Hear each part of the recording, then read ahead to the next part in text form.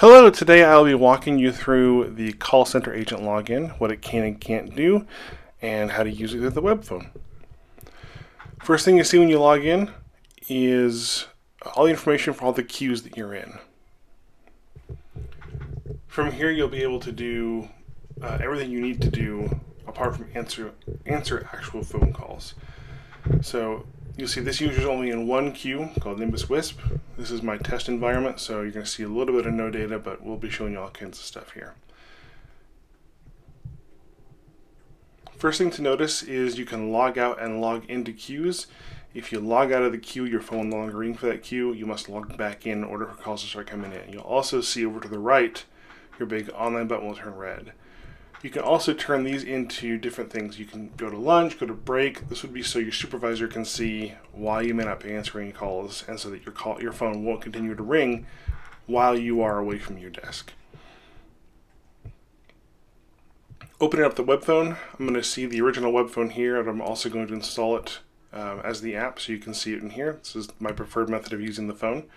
So walk through here and click next and done. You'll see your queues and as well as a tab for your stats.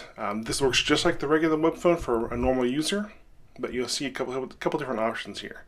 So I'm going to get some test calls going so you can kind of see what to expect. So here's an incoming call from my cell phone.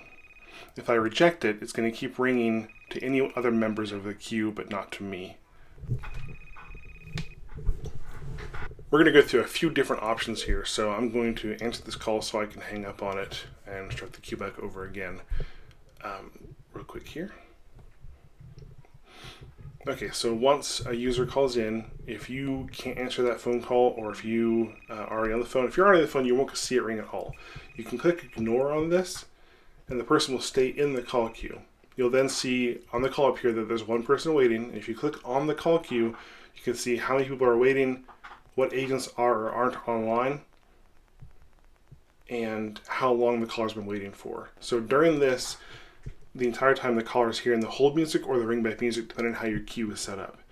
If you'd like to pick up the call, click on the pick up call button. It will take a few minutes for the call to come to you, but it's going to ring your extension.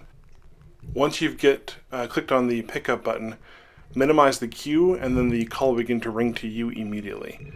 Note that if you've clicked pickup, the phone is no longer ringing in the queue, it's now ringing directly to your extension. So you'll see in the queue up there's no longer any calls waiting.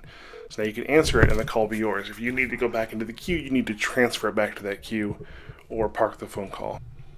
Okay, so I'm going to get rid of this tab here. I'm going to kind of minimize it so you can see the call stays active. And I'm going to have a couple more test phone numbers call in. So now you can see people are joining that queue. I see one person that's been holding for 7 seconds, and then in a couple of seconds here you'll see another person pop in.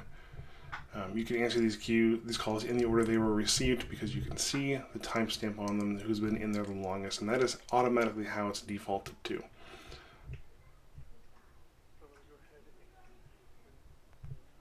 So if I want to take one of these phone calls, I hang up this tab, I click on pick up the phone call, and it's going to ring directly to me, just like that.